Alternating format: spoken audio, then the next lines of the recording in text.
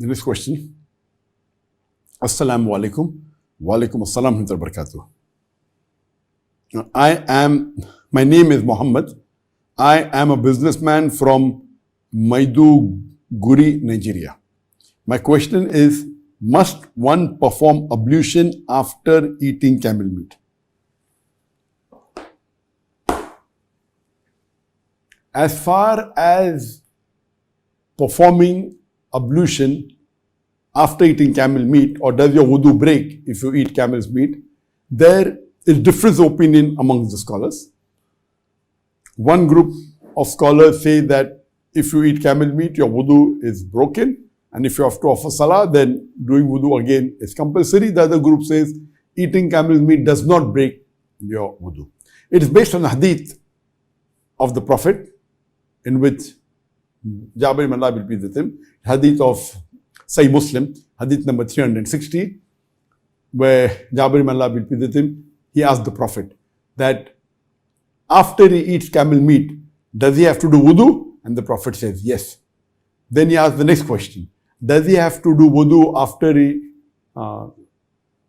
after he eats mutton? The Prophet says, you may do wudu if you wish to.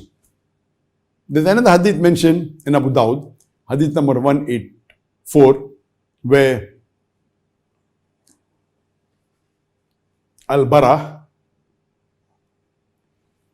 may Allah be pleased with him, he asks the Prophet about wudu after eating the camel's meat. And the Prophet, peace be upon him, says that after you eat the camel's meat, you have to do wudu. But after eating mutton, you don't have to do wudu. So based on these two hadiths of Sahih Muslim and of Abu Dawud, which is classified as Sahih Hadith, the first group of scholars says that if you eat camel meat, your wudu is broken and you have to do it again if you have to offer salah. It's a requirement. The second group of scholars who say that this ruling has been abrogated.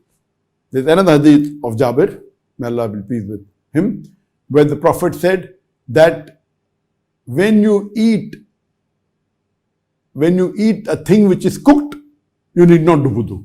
So based on this hadith, the second group of scholars say, because this hadith is there, the other earlier hadith of doing wudu after eating camel's meat is abrogated.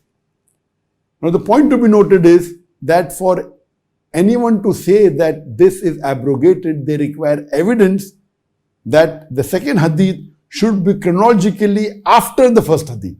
To say that eating cooked food, you need not do wudu, or eating cooked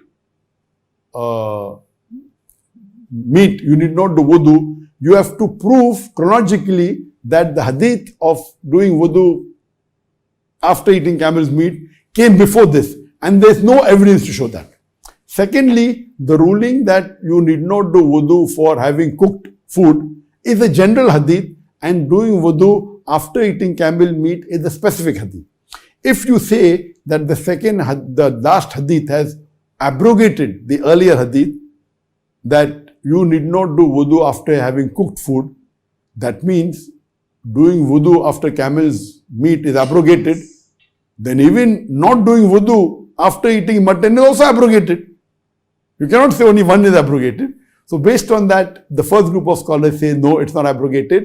Yes, you did not do wudu after having cooked food, but specifically, after having camel's meat, you have to do wudu. And this is the correct ruling out of the two opinions. And this ruling was there, also agreed upon by Ahmad ibn Hanbal, may Allah be pleased with him, even by Ibn Khuzaymah. And in the recent scholars, Sheikh Abdulaziz bin Baz and Sheikh Nasruddin Albani and Sheikh Ibn Uthaymeen, all of them agree with the ruling that if you have camel meat, your wudu is broken, and if you have to have salah, then you have to do wudu. And again, there's also a ruling that the evidence of the first group of scholars that wudu is broken is more strong. And another ruling that if you can follow a method which is agreeable by both, no scholar will say that if you have camel's meat, doing wudu is haram. They may say the wudu is not breaking, not required. So one group of scholars says that doing wudu after eating camel meat is the fard. The other says it's not fard. So to remove the ikhtilaf, you better do wudu. It is the safest. So when two opinions of two group of scholars are different, so follow that opinion which doesn't contradict both of them. So if you do wudu after eating camel's meat, no one will say you're doing wrong. The second group of scholars cannot say that doing wudu after eating camel's meat is haram. They may say it's not required. But the evidence, as I mentioned earlier, the first group of scholars say that doing wudu after the camel's meat is more correct and more appropriate. And I advise you to follow that opinion.